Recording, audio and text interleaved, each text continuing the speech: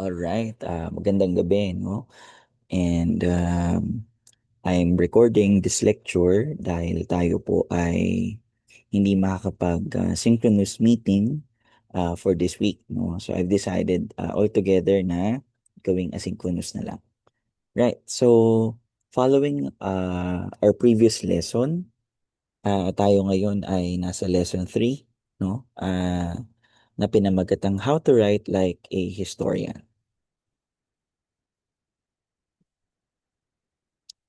So for history, no, writing is central to the discipline. It's not optional, no. And in effect, the way we write history shapes how we interpret the past. And of course, in interpreting the past, you have to do it properly, no. So as to lead your readers into having a clear understanding of what you're trying to point out. So clear writing leads to clear thinking. Historians communicate arguments, not just narratives. Okay? So again, hindi tayo chroniclers. We just don't tell what happened. No, we explain, we expound, no, and we even argue.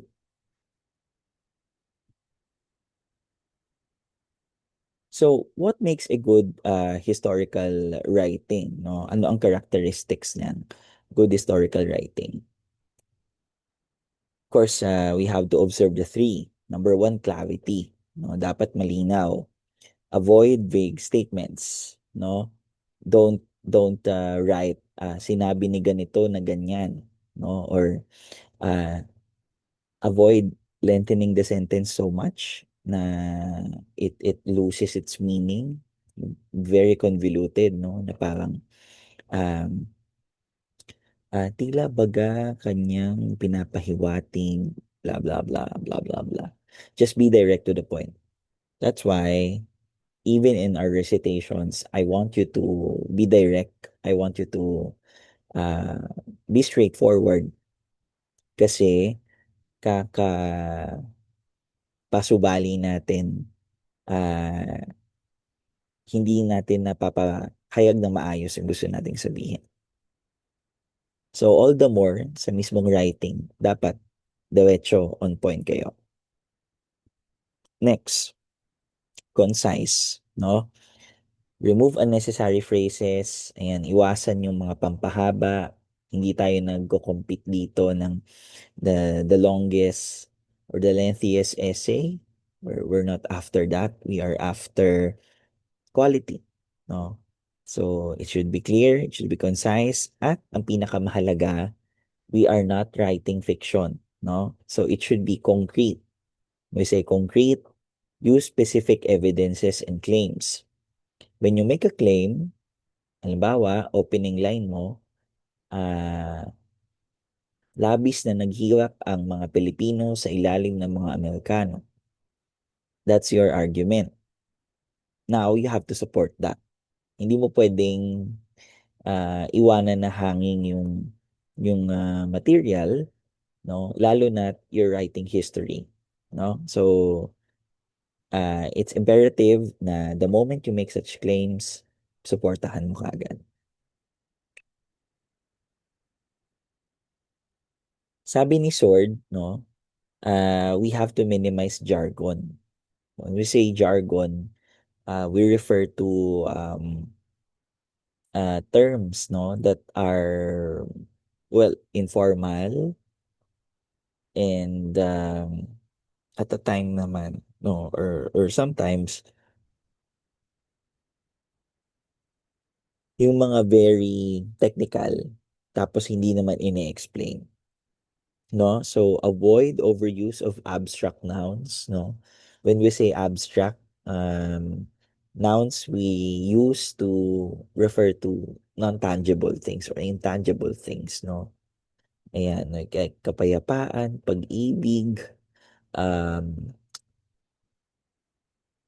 kasamaan, kabutihan, ano, may marami na kasing value judgment yon. Also, prefer verbs over nominalizations. Okay? So, say it directly, no? Paano ba? Paanong verb, 'di ba? Sangkot ang mga mananakop sa ah, nararanasang kahirapan ng mga Pilipino. Yan. So, i-associate mo kaagad. Huwag kang paligoy-ligoy. And keep prose lean and fit. Again, keep it compact, keep it concise, keep it clear. Hindi tayo pahabaan dito. Now, what's a writer diet? Okay. A writer's diet is the way we present, no? Lengthy thoughts, lengthy ideas, uh, paano natin siya ipapackage, no? Yan. So, here's an example. Ayan. Bad writing, the implementation of the policy resulted in the marginalization of. Okay? So, ang haba, 'di ba? Kasi yung action nilalagay mo dun sa ano sa implementation. So, gawin mo ng doer yung policy. So, the policy marginalize. uh, Very direct. Shorter, stronger, and more direct. Now, here's a checklist for an effective writing. Okay? Things you ask yourself if you're writing your paper. Number one, do my introduction and conclusion mirror each other? Okay? Dapat, ano yung ininto mo, mapapanindigan mo na yun ang i-discuss mo sa dulo. You're not supposed to conclude something you haven't written.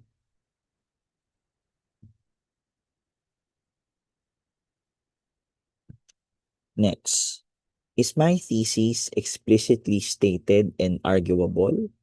Yan. No? So, malinaw ba yung aking gustong patunayan? No? Okay. Have I acknowledged opposing views? Naging balance ba ako sa pag-discuss? Or masyado ba akong leaning towards one side? Okay? And lastly, have I written dispassionately? So makikita mo naman kung ano yung work na tinamad, minadali, at ano yung work na talagang uh, pinubuhusan mo ng time, no? So, uh, from time to time, always check if you are producing, no, an output na ganito yung characteristics. Okay. Further, we are writing history. So, in writing history, dapat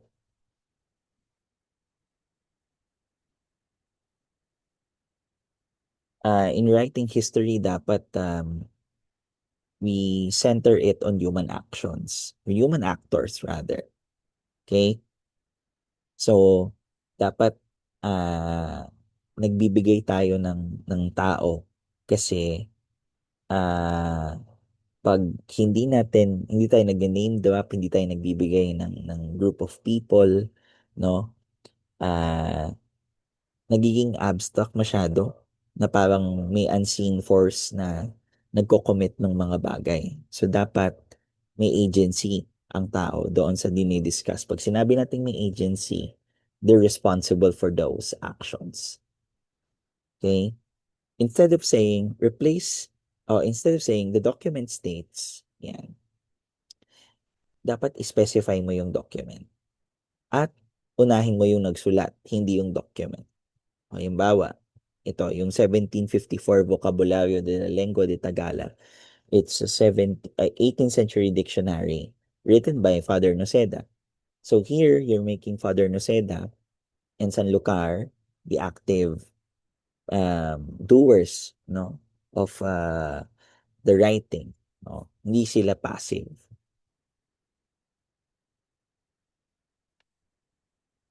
So, why do human actors matter? Well, number one, history is ultimately about people, decisions, and conflicts. So, if you're talking about human relations, social relations, never forget to send to centralize a discussion on people. Eh, sir, paano pag environmental history? Even so, no? Kumbaga, ginagawa mong background yung environment, no? Pang-context ang environment. Pero yung narrative mo, nakatutok pa din sa effect nun sa tao. Humanizing sources creates richer narrative.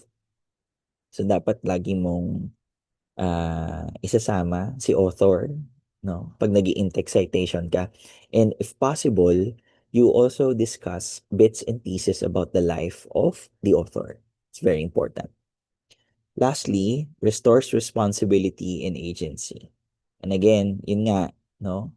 We make people responsible for their actions, no? So dapat ina-attribute natin ito sa kanila unless of course it's force of nature.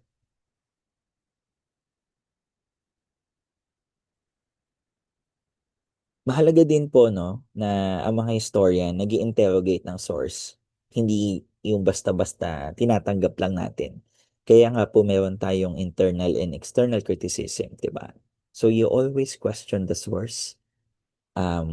Maybe put some doubt into it. Yan. Huwag kang kakagat-kagat na, okay, eto na yun. No, hindi po ganun dapat. So, understanding the five W's, we have who did the action, pwedeng tao, pwedeng grupo ng tao. What, events, action, meanings. Okay? So, emphasis on the matter, the subject matter. When, laging ilagay kailan, where, spatial context, setting, no? And why. Always have and find the reason why the event occurred. It's not a standalone na nangyari lang siya out of the blue. Okay. Now, there are two things you need to also observe, no? In writing, first is background causes. Yan. So dapat you check the long background, no? Ano yung mga malaking pangyayari way back that caused this low building conditions. 'Di ba? Halimbawa, if you're going to write about a policy during the Spanish colonial period, you might as well talk about what's happening in Spain because what's happening in Spain might have an effect to what's happening here. Pero in the context of the very area, ayan,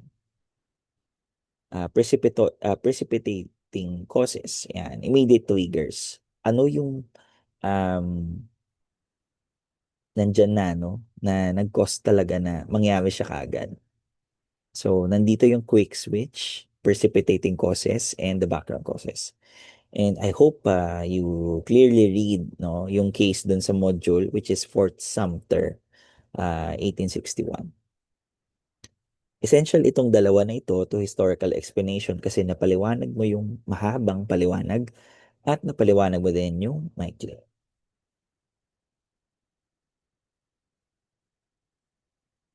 You also have to know cause and effect, no?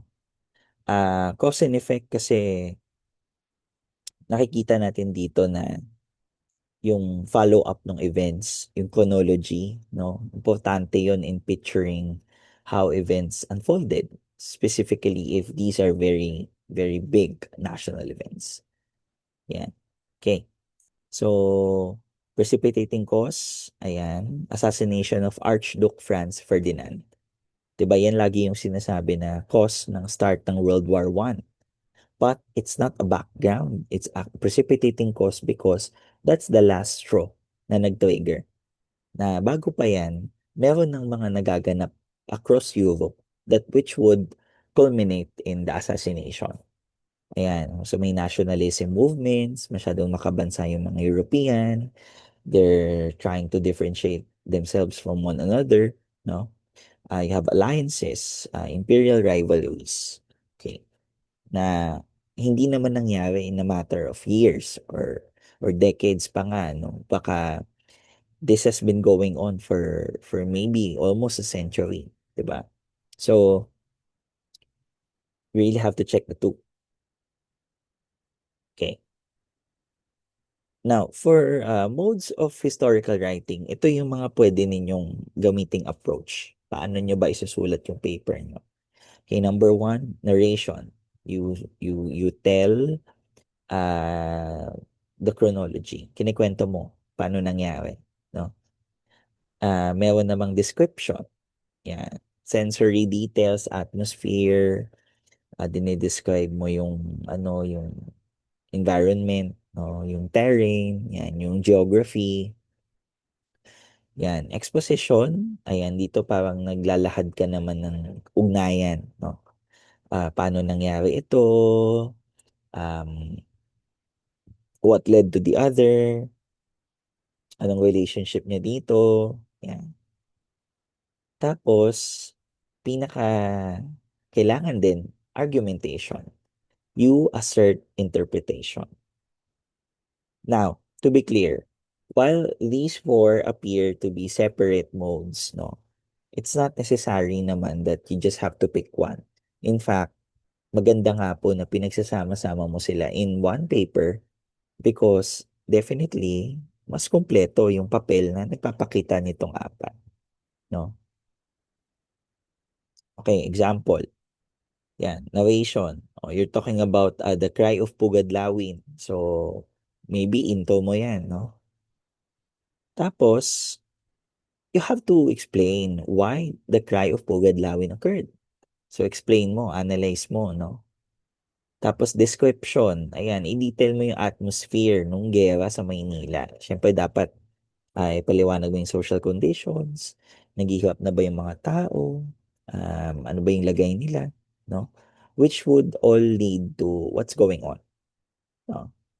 At, ayan, claiming that a myth originated in 1911. So, ina-argue mo na hindi pala totoong nangyari ang Pugad Lawin, no? It could have been a myth, no? Out of a true event na talagang may nangyaring revolution, but it did not happen in Pugad Lawin. So,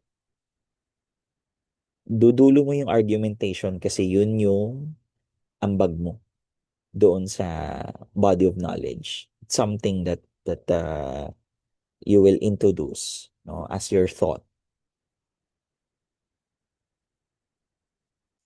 Right. Now, we have another example. We have the Peel method.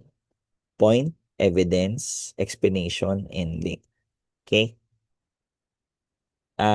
It's a nice way of presenting your thoughts in a paragraph, no? At this will give you a structure to follow. Yan. Point, no? I-point mo yung argument mo for the paragraph. Okay. Next, magbigay ka ng evidence. Ano yung source mo na ganun yung nangyari? Explanation, you explain. No? Connect the evidence logically. And you link. Dapat babalik ka sa discussion mo ng thesis mo, no? Ano yung connection nung point mo doon sa thesis. Okay, let me show you one example. Okay, here's the point. Spanish dictionaries shape early ethnographic knowledge. Okay, for context po, hindi tayo naturuan ng Spanish ng mga Kastila ng Spanish colonial period because they chose to do it the other way around, no? So, instead of teaching us Spanish para maikalat ang Catholicism, the priest assigned in different parts of the Philippines studied our languages, no? Pinag-aralan nila yung wika natin. Ngayon, latent function ng Spanish dictionary, no, na preserve niya yung ating local languages. Kasi ang intentional function niya yung manifest, no. Ang function ng diksyonaryo ay maturuan ng mga Pilipino ng ng Catholicism, no. In a way matuto yung pare do sa wika ng mga katutubo.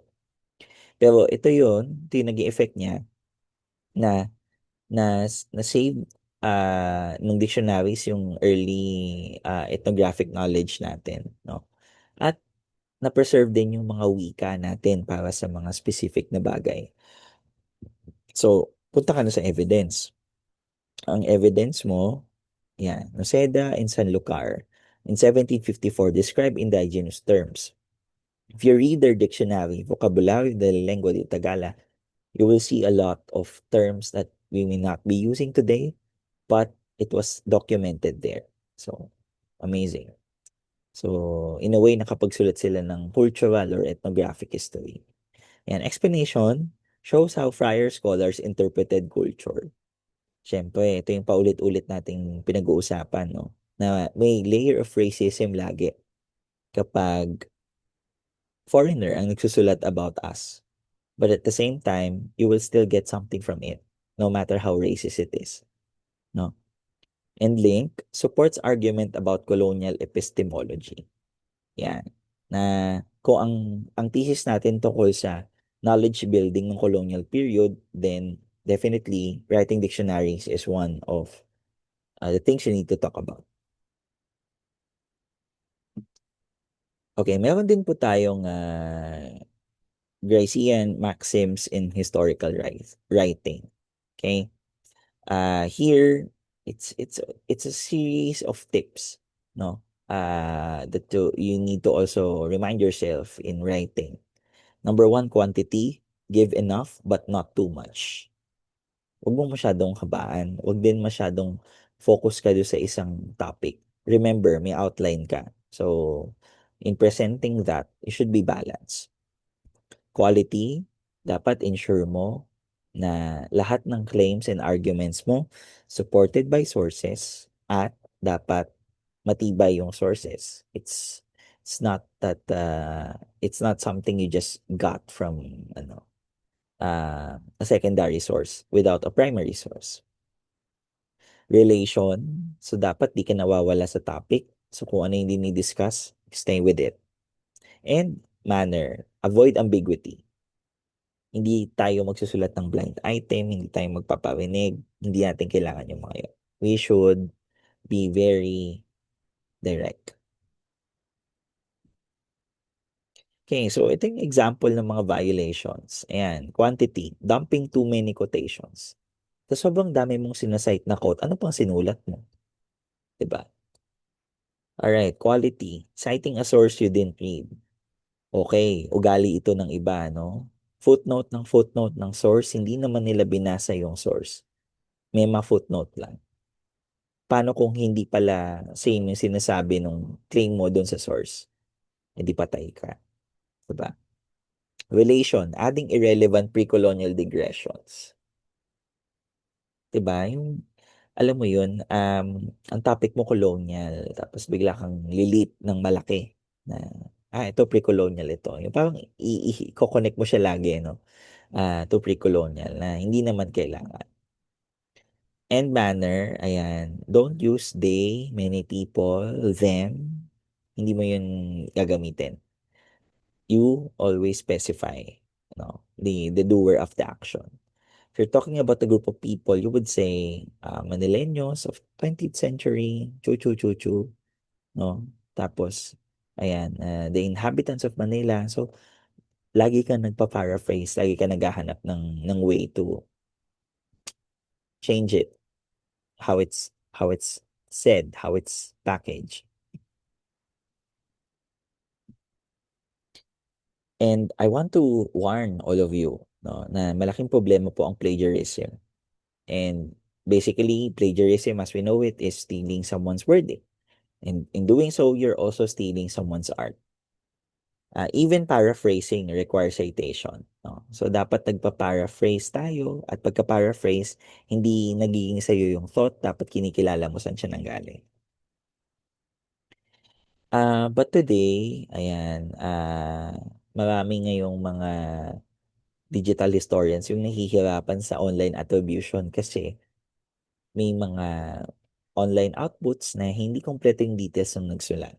So, for now, if you're using internet as much as possible, go to the reliable sources. Sources that are um, proven to be accurate. Okay, so paano po ba tayo magpa-paraphrase ng tama? Okay, first is absorb.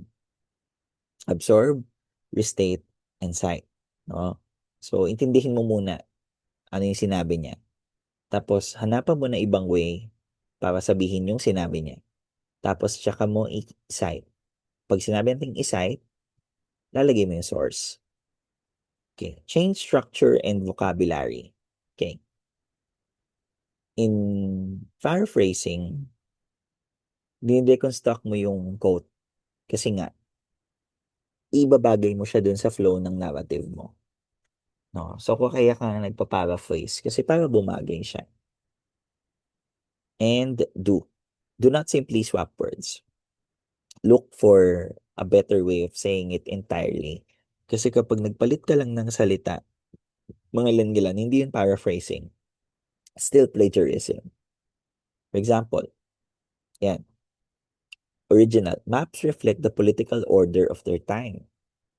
Bad paraphrasing. Maps show the political order of the era. Okay, so pinalitan mo lang yung era. Ayan, pinalitan mo lang yung era at pinalitan mo lang ng era yung time at yung reflect with show. So this is a good way of paraphrasing. Because map making is shaped by power, each map reveals the politics of its period. Diba? So nagdagdag ka ng interpretation sa umpisa para mag-lead doon sa main point mo. Which is okay. And good actually. Because you're not stealing here. No? At huwag kakalimutan na dapat i-quote mo pa din or i-cite mo pa din yung source mo. Now, I want you to pause, no, in watching this video and try to rewrite a sentence that you have written previously, no? So, gawin nyo yan sa notebooks mo. And see how different you can still change, no, your previous work.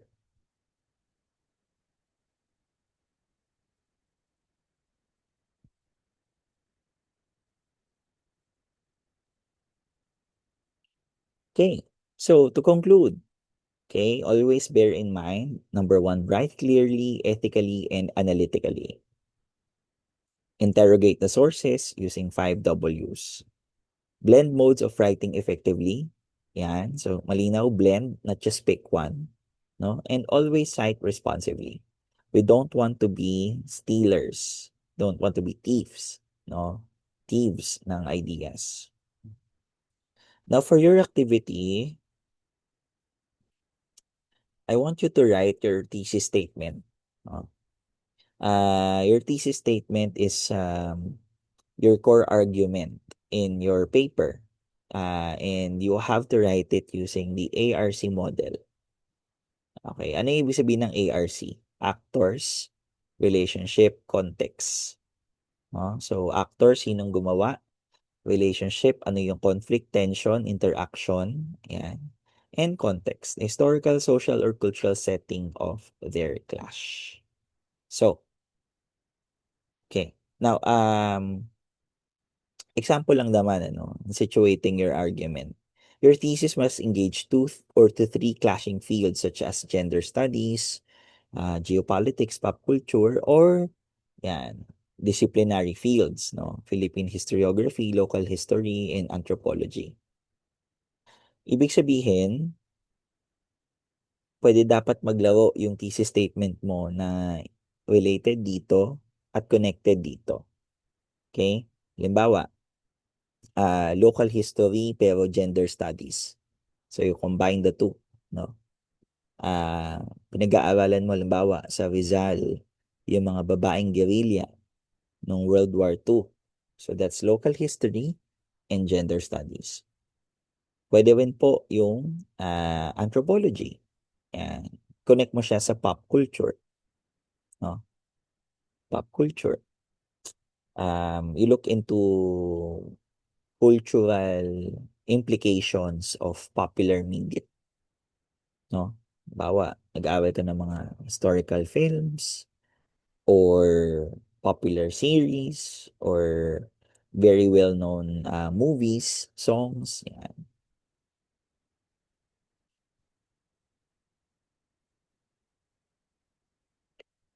All right. So, in emphasizing your thesis statement, no, these fields ignored or downplayed each other. And identify each field's key players, not everything.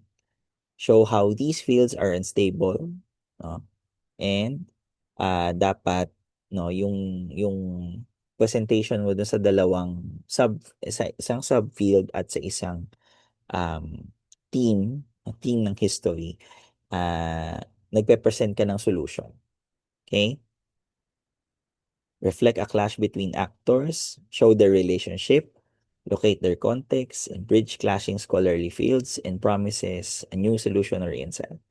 I will provide a list of thesis statements that you can use as an example for the activity, no, sa Google Classroom as well as sa chat. Okay?